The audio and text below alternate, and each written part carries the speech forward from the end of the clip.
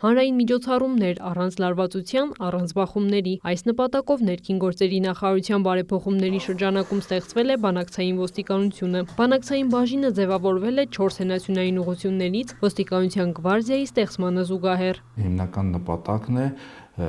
առանց հարկադրանքի կիրառման լուծել հասարակական կարգի պահպանության խնդիրը։ Ըստ էության սա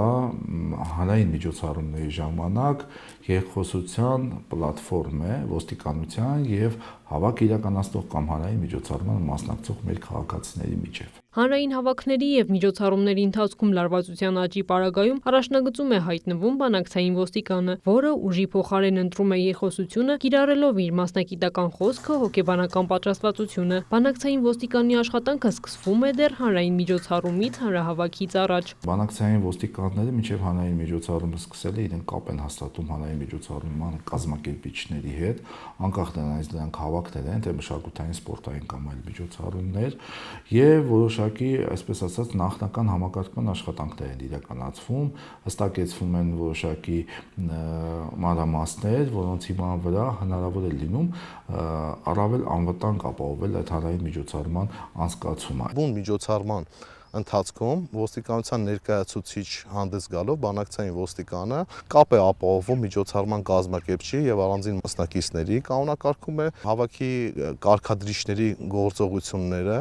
եւ կապ է ապահովում ոստիկանական վերակարգի ղեկավարի միջև։ Միջոցառման ընթացքում բանակցային ոստիկանները մշտապես ներկա են, ոչ թե վերահսկելու, այլ աջակցելու նպատակով։ Հենց նրանք են առաջին արձագանքողները, փոխանցելով իրավիճակի ամբողջ պատկերը մյուս ոստիկանական ստորաբաժանումներին։ Ոստիկանությունում կարևորվում է ոչ ուժային միջոցների գործադրումը, այսինքն երբ որ կան իրավախախտման հատկանիշներ, ոստիկանությունը նախ փորձում է ոչ ուժային միջոցներով, այսինքն ոչ հարկադրանքի միջոցներով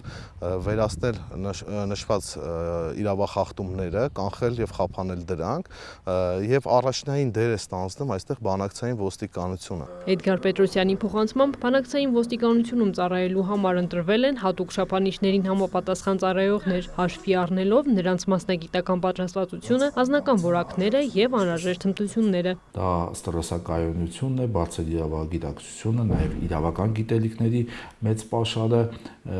եւ նաեւ հաղորդակցելու հմտությունները։ Բանակցային ոստիկանները մինչև ծառայության անցնել են նաև վերապատրաստվել են։ Նոյեմբերի 1-ից անցկացված տասնյակ հավաքների եւ հանրային միջոցառումների մեծ մասում նրանք ներգրավված են եղել։ Ըստ պատասխանատուների, այսօր արդեն նկատելի է առանց հարկադրանքի միջոցների հասարակական կարգի պահպանման առաջընթացը։ Քրիստինե Թորոսյան, Արման Թովմասյան, լուրեր։